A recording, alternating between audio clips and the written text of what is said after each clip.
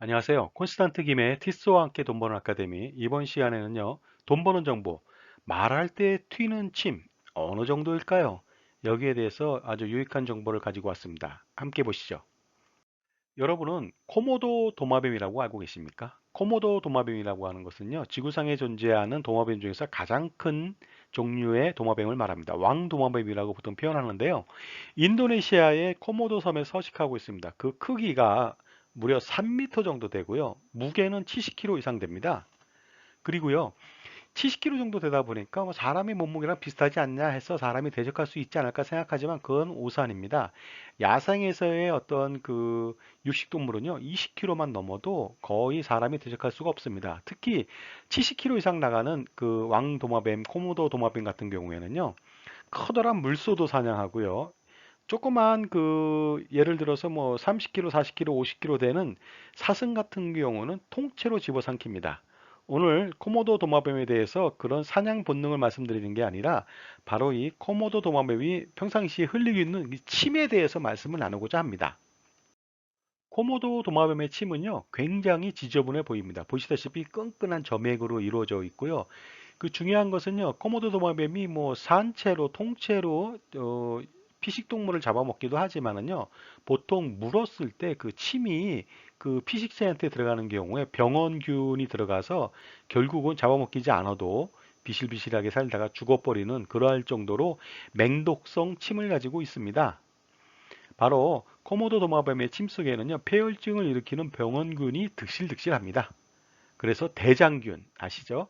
포도상규균, 그 다음에 프로비덴시아라고 하는 것과 프로테우스라고 하는 부패를 일으키는 병원균 등 총 57종이 서식하고 있습니다.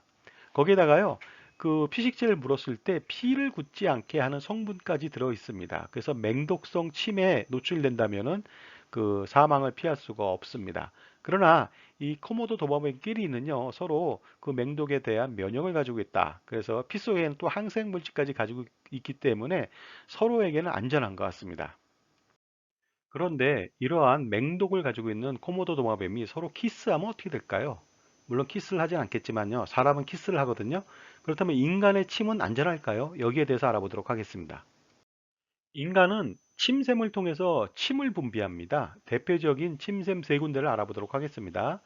귀밑샘이라고 해서요. 귀 밑에서 그 침을 분비하는 이하선이 있고요.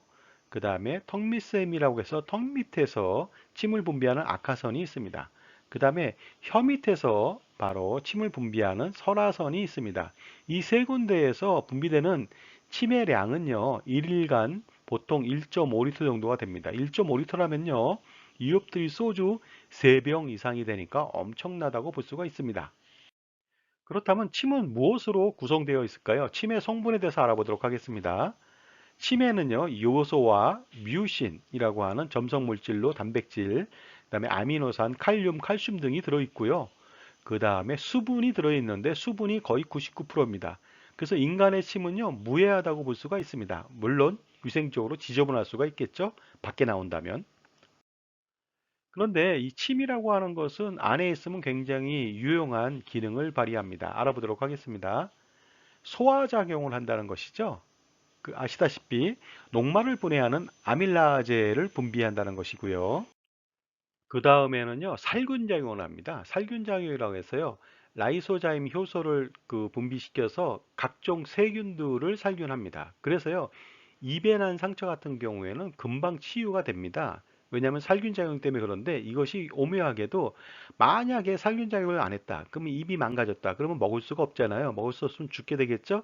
따라서 조물주가 죽지 말라고 입안에는 살균작용을 넣어서 웬만한 상처 같은 경우는 금방 나을 수 있게끔 이러한 침의 기능을 부여했습니다.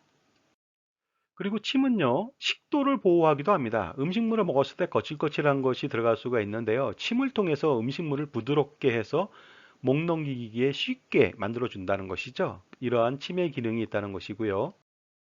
그리고 침은요, 세정작용이라고 해서 입안을 깨끗하게 해주거나 아니면 질환을 예방해 주기도 합니다. 그래서 충치를 예방하거나 세균을 예방하기도 하죠. 그리고 침의 마지막 기능은 바로 미각작용을 일으킨다는 것이죠. 바로 맛을 느끼게 해준다는 것인데요. 어떻게 할까요? 바로 혀의 미각 수용체를 자극시켜서 맛을 느끼게 해주는데요. 미각 수용체라고 하는 것은 혀에 나 있는 돌기를 말하게 되겠습니다. 이것을 자극시킴으로써 뭐 예를 들어서 단맛이나 쓴맛이나 짠맛이나 신맛 등을 느낄 수 있게 해준다는 것이죠. 그런데 입안에 가득 찬 침은요, 말을 할 때 바깥으로 비말의 형태로 날아갑니다. 어느 정도인지 알아보도록 하겠습니다. 보통 소리로 인사를 한다. 안녕하세요. 감사합니다. 이 정도만 얘기하더라도 361개의 비말이 발생합니다. 그리고요, 큰 소리로 대화를 한다. 그럼 한 번에 수천 개에서 수만 개의 비말이 발생됩니다.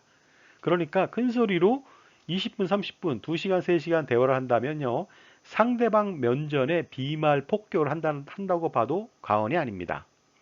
그런데 만약에 재채기를 한다 그러면 수십만 개의 비말이 발생합니다. 그리고 그 비말은요 최대 8m까지 날아가고요. 그 다음에 최장 20분간 채공하면서 공기 중에 떠다닙니다.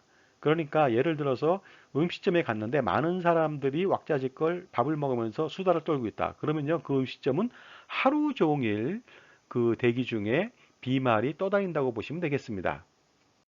그리고 비말의 형태는요, 각종 상황에서도 많이 발생합니다. 예를 들어서 커피숍에서 커피를 내주면서 커피 이름하고 맛있게 드세요 하고 종업원이 얘기했다. 그랬을 때 커피 안에 비말이 떨어지는 것은 당연하겠죠?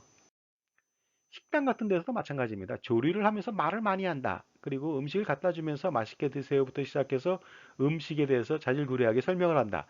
이렇게 된다면 어떻습니까? 비말이 전부 다 직격탄으로 음식으로 날아가겠죠? 그러다 보니까요, 침이 많이 노출되는 그런 경우가 있습니다. 이럴 때는 좀 주의할 필요가 있는 것 같거든요. 뭐냐면요, 뚜껑이나 아니면 덮개가 없는 반찬을 전시해 놓고 밥을 파는 곳이라든가 아니면 마찬가지로 무슨 덮개가 없는 곳에 뷔페라든가 아니면 길거리 음식 같은 경우도 마찬가지로 뚜껑이나 덮개가 없으면은 오가는 사람들, 먹는 사람들 아니면 거기서 장사하는 그 주인의 그런 비말이 전부 다 튀어 들어가겠죠. 그리고요, 말이 많은 주방장이 음식을 조리한다. 김밥을 만들든가, 스시를 만들든가, 사시미를 썬드든가, 아니면 회전초밥이라든가 기타 등등. 말이 많은 주방장이 있는 경우에는 당연히 그 침이 어디 가겠습니까? 바로 음식이 바로 떨어지겠죠? 그렇게 된다면 음식 맛은 손맛이 아니고요. 바로 침맛으로 변할 수가 있습니다. 따라서 침을 좀 예방할 필요가 있지 않을까 생각합니다. 위생적으로도요. 그래서 입마개를 많이 쓰고 그렇게 뭐 조리를 하는 분들이 많이 계신데 입마개 또한 직격탄으로 날아가지 않을 뿐이지 비말의 형태로 전부 다 날아갑니다. 그러다 보니까 입마개는 한계가 있다는 점을 아실 필요가 있다. 그런데 놀랍게도 마스크를 쓰면요 100% 비말을 차단합니다. 그러다 보니까요 팬데믹이 끝난 이후에도 음식과 관련된 아니면 사람들이 먹는 것과 관련된 일에 종사하는 사람들이 있다면요 반드시 마스크가 더 필요하지 않을까 이런 생각을 해봤습니다. 옛날 어르신 말씀이 정말로 옳았던 것 같습니다. 뭐냐면요. 밥 먹을 때는 말을 많이 하지 말아라. 그리고 식사 준비할 때도 마찬가지로 말 없이 묵묵히 하라. 왜냐하면 침이 다 떨어지기 때문에 그런 것이죠.